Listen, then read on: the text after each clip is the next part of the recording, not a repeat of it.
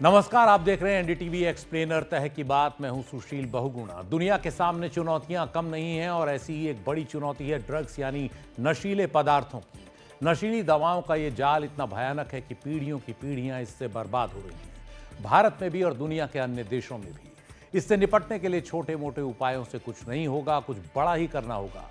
Drugs के तस्करों का जाल इतना फैला हुआ है कि गली मोहल्ले के छोटे छोटे दुकानदारों से लेकर बड़े दुकानदारों तक उनके नेटवर्क से कोई बच नहीं पा रहा। ड्रग्स तस्करों का यह जाल युवाओं को अपनी चपेट में लेकर देश, समाज सब बर्बाद कर रहा है। इससे निपटने के लिए जबरदस्त राजनीतिक इच्छा शक्ति चाहिए और उतनी ही सख्ती भी। WHO की वर्ल्ड ड्रग रिपोर्ट के मुताबिक दुनिया में 30 करोड़ लोग ड्रग्स के आदी हैं। इस लिहाज से दुनिया का हर करीब 25वां व्यक्ति ड्रग्स की चपेट में है। यह अपने आप में एक भयानक आंकड़ा है। भारत में भी सरकारी अनुमानों के मुताबिक करीब 6 से 7 करोड़ लोग ड्रग्स की चपेट में हैं। वास्तविक आंकड़ा इससे कहीं ऊपर हो सकता है। इसमें हम शराब की बात नहीं कर रहे, वो आंकड़ा तो और कई गुना ऊपर जाता है। अमेरिका में करीब 4 करोड़ 80 लाख लोग बीते एक साल में किसी न किसी ड्रग्स की चपेट में रहे। अमेरिका में बीते एक साल में ही खास नशीली दवा फैंटानिल से 70,000 से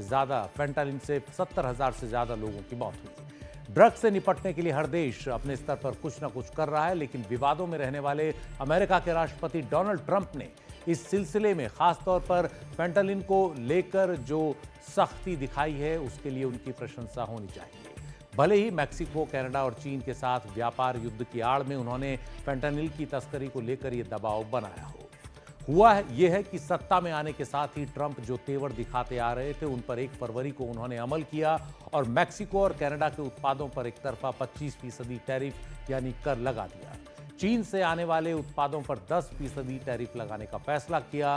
ट्रंप ने ये फैसले इन देशों के साथ अमेरिका को हो रहे भारी व्यापार घाटे के नाम पर लगाए, लेकिन जानकारों का मानना है कि व्यापार घाटे से ज्यादा बड़ी चिंता डोनाल्ड ट्रंप को इन देशों के जरिए अमेरिका में होने वाली ड्रग्स की तस्करी, खासतौर पर फैंटानिल की तस्करी और अवैध आप्रवासियों की थी, जो उनकी विदेश नीति और घरेलू नीति से गहरा जुड़ा हुआ है। यही वजह है कि 25% टैरिफ लगाने के 24 घंटे के अंदर ही असर दिखा और पहले तक आक्रामक तेवर दिखा रहे 2 देश मैक्सिको और कनाडा बातचीत की टेबल पर आ गए। इसका असर यह हुआ कि ट्रंप ने इन दोनों ही देशों के साथ टैरिफ लगाने के फैसले को 30 दिन टाल दिया। सबसे पहले दक्षिणी सीमा से लगा मैक्सिको आगे आया। वहां की राष्ट्रपति क्लॉडिया शाइनबाउम ने डोनाल्ड ट्रंप के साथ बातचीत के बाद आदेश दिया कि मैक्सिको तुरंत 10,000 नेशनल गार्ड्स को अमेरिका से लगी सीमा पर तैनात करेगा, ताकि ड्रग्स की तस्करी और अवैध आप्रवासियों के अमेरिका में प्रवेश पर रोक लगाई जा सके। अमेरिका में सबसे ज्यादा नशीली दवाओं और अवैध आप्रवासियों की तस्करी मैक्सिको से लगी सीमा से ही होती है। उधर अमेरिका ने बदले में वादा किया कि वो मैक्सिको में बंदूकों की तस्करी पर रोक लगाएगा। दोनों ही नेताओं ने सोशल मीडिया पर इस बात का ऐलान किया। मैक्सिको से बातचीत के कुछ घंटे बाद कनाडा भी लाइन पर आ गया। अमेरिकी अधिकारियों से बातचीत के बाद कनाडा के प्रधानमंत्री जस्टिन ट्रूडो ने बताया कि ड्रग्स फैंटानिल के मुद्दे पर सख्ती के लिए एक बड़े अधिकारी, फैंटानिल जार की नियुक्ति की जाएगी। इसके अलावा मैक्सिको के ड्रग माफिया को आतंकवादी संगठन घोषित किया जाएगा और फैंटानिल संगठित अपराध और हवाला पर रोक लगाने के लिए कनाडा अमेरिका संयुक्त स्ट्राइक फोर्स बनाई जाएगी। हालांकि जब ट्रंप ने कनाडा पर टैरिफ लगाने की धमकी दी थी, तो ट्रूडो ने उसका विरोध करते हुए कहा था कि वो अमेरिका से व्यापार युद्ध के लिए तैयार है। लेकिन ट्रूडो को शक्ति संतुलन भी जल्द समझ में आ गया और व्यापारिक नुकसान भी, इसलिए तुरंत सुलह के रास्ते पर आगे बढ़ गए। इन दोनों ही देशों पर 25% टैरिफ के फैसले को अमेरिका ने 30 दिन के लिए टाल दिया है। अब आगे का फैसला दोनों देशों द्वारा वादे पर अमल को देखने के बाद ही होगा। क्या होगा ये अभी कोई नहीं कह सकता। फिलहाल अमेरिकी राष्ट्रपति डोनाल्ड ट्रंप ने कहा है कि वो इन नतीजों से काफी खुश हैं और शनिवार को घोषित टैरिफ 30 दिन के लिए टाल दिए गए हैं, ये देखने के लिए कि कनाडा के साथ फाइनल आर्थिक डील होती है या नहीं। मैक्सिको, कनाडा तो सुलह के रास्ते पर आ गए, लेकिन चीन ने अमेरिका के साथ किसी भी तरह की सुलह की कोशिश नहीं की। उल्टा चीन ने अमेरिकी उत्पादों पर जवाबी टैरिफ लगाने का ऐलान कर दिया। अमेरिका से आयात होने वाले कोयले और LNG पर 15% कर लगाने का ऐलान किया। कच्चे तेल और खेती के उपकरणों के आयात पर 10% टैरिफ लगा दिया। यही नहीं, चीन ने फैंटानिल संकट को अमेरिका की समस्या बताया। चीन के विदेश मंत्रालय के प्रवक्ता ने कहा कि ड्रग्स पर रोक को लेकर चीन नीति और अमल के मामले में दुनिया के सबसे सख्त देशों में से एक है। फेंटानिल अमेरिका के लिए एक मुद्दा है। मानवता और भलमनसाहत की भावना में चीन ने इस मुद्दे पर अमेरिका की पहल को समर्थन दिया है। दरअसल फेंटानिल के मुद्दे पर अमेरिका को चीन से शिकायत यह है कि इस ड्रग्स को बनाने से जुड़ा कच्चा माल यानी रसायन वगैरह चीन से ही आते हैं और चीन उन पर सख्ती दिखाए। लेकिन चीन अमेरिका की धौंस के आगे झुकता नहीं दिख रहा। यह भी ध्यान रखने की बात है कि चीन ट्रंप के पहले दौर में लगाए गए करों को पहले से ही झेल रहा था, जिन्हें बाइडेन प्रशासन ने नहीं हटाया। नए टैरिफ उनके ऊपर लगाए गए हैं। इस पूरे मामले में व्यापारिक पहलू की बात हम फिर कभी करेंगे, लेकिन अभी ड्रग्स के संकट की बात। सबसे पहले तो ये फेंटानिल भला क्या है जिसे लेकर ट्रंप इतने आक्रामक है। यह दरअसल एक सिंथेटिक ड्रग है, यानी कृत्रिम नशीली दवा। हेरोइन और कोकीन जैसे नशीले पदार्थ जहां पौधों से बनते हैं, वहीं फेंटानिल को उन केमिकल्स से बनाया जाता है जिनसे कई वैध दवाओं का, फार्मास्यूटिकल्स का उत्पादन होता है। दवाओं को बनाने से जुड़े रसायनों को बनाने में चीन दुनिया में सबसे आगे है। ऐसे केमिकल्स का सबसे ज्यादा उत्पादन चीन में ही होता है। फेंटानिल में जो रसायन यानी केमिकल इस्तेमाल होते हैं, उनका इस्तेमाल दर्द की दवाएं बनाने में भी किया जाता है। चीन इन रसायनों का दूसरे देशों को निर्यात करता है, लेकिन दिक्कत यह है कि ये केमिकल्स, इनका एक बड़ा हिस्सा मैक्सिको के ड्रग कार्टल्स यानी संगठित ड्रग गिरोहों द्वारा खरीद लिया जाता है। ये ड्रग माफिया इसके बाद इन रसायनों का इस्तेमाल कर सिंथेटिक ड्रग फेंटानिल को अपनी लैब्स में बनाते हैं और फिर तस्करी से अमेरिका भेजते हैं, जहां नशीली दवाओं का सबसे बड़ा अवैध बाजार है। खासतौर पर कैलिफोर्निया और एरिजोना के जमीनी रास्तों से फेंटानिल अमेरिका पहुंचता है। फेंटानिल ड्रग बहुत ही घातक है। हेरोइन से 50 गुना ज्यादा मादकता इसमें होती है, नशा इसमें होता है। इसकी खास बात यह है कि इसमें कोई गंध नहीं होती, इसलिए इसका आसानी से पता नहीं लग पाता और इसे जब्त करना चुनौती भरा काम हो जाता है। कुछ ड्रग तस्कर कनाडा में भी फेंटानिल बनाते हैं जो तस्करी से अमेरिका पहुंचता है, लेकिन ये मैक्सिको के मुकाबले काफी कम मात्रा में है। अमेरिका के कस्टम्स विभाग ने पिछले साल कनाडा के बॉर्डर से सिर्फ 19.5 किलोग्राम फेंटानिल जब्त किया, जबकि इसके मुकाबले मैक्सिको की सीमा से 9,570 किलोग्राम फेंटानिल जब्त किया गया। अमेरिका के पिछले राष्ट्रपति जो बाइडेन के दौर में फेंटानिल की जब्ती 10 गुना बढ़ गई। इससे यह पता चलता है कि इसे लेकर अमेरिका की एजेंसियों की सक्रियता काफी बड़ी है। दरअसल नशीली दवाओं का यह जाल अमेरिका में कोई नई बात नहीं है। 40-50 के दशक से अमेरिका की पीढ़ी इस जाल में फंसी रही है। अमेरिका में सक्रिय कई बड़े ड्रग कार्टल मैक्सिको, कोलंबिया और वेनेजुएला के जंगलों में अवैध लैब्स में ड्रग्स बनाते रहे हैं और अमेरिका पहुंचाते रहे हैं। अमेरिका की आर्थिक प्रगति के पीछे का एक काला सच ये भी है कि प्रगति से आया अंधाधुंध पैसा नशीली दवाओं के जरिए ड्रग माफियाओं को जाता रहा। ड्रग माफियाओं का शिकंजा अमेरिका पर बढ़ता चला गया, उसकी युवा पीढ़ी उसका शिकार बनती गई। एनडीटीवी एक्सप्लेनर में हम बात कर रहे हैं ट्रंप की सख्ती की अमेरिका में ड्रग्स की समस्या से निपटने में। वैसे इससे निपटने के लिए 40 के दशक में अमेरिका के जो पड़ोसी देश हैं, वहां अमेरिका ने मारिजुआना और अफीम की खेती को नष्ट करने के लिए फौजी कार्रवाई तक की। 80 के दशक में सबसे पहले अमेरिका के तत्कालीन राष्ट्रपति रोनाल्ड रीगन के दौर में ड्रग्स माफिया को आतंकवादी घोषित करने पर विचार किया गया था।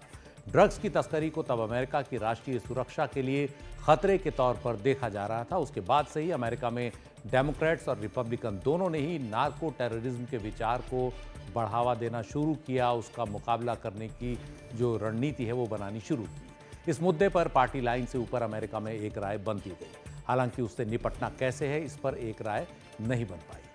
ड्रग्स माफिया को आतंकवादी संगठन घोषित करने से ट्रंप सरकार को जिम्मेदार देशों पर आर्थिक पाबंदी, आने जाने पर पाबंदी और यहां तक कि दूसरे देशों में सैनिक कार्रवाई करने जैसे अधिकार मिल जाएंगे। लेकिन इसका एक पहलू यह भी है कि इसका असर खुद अमेरिकी लोगों पर भी होगा। अमेरिका द्वारा ड्रग तस्करों को नार्को टेररिस्ट घोषित किया जाता है तो वो हजारों अमेरिकी भी इसकी जद में आएंगे जो इन नेटवर्क्स का हिस्सा हैं।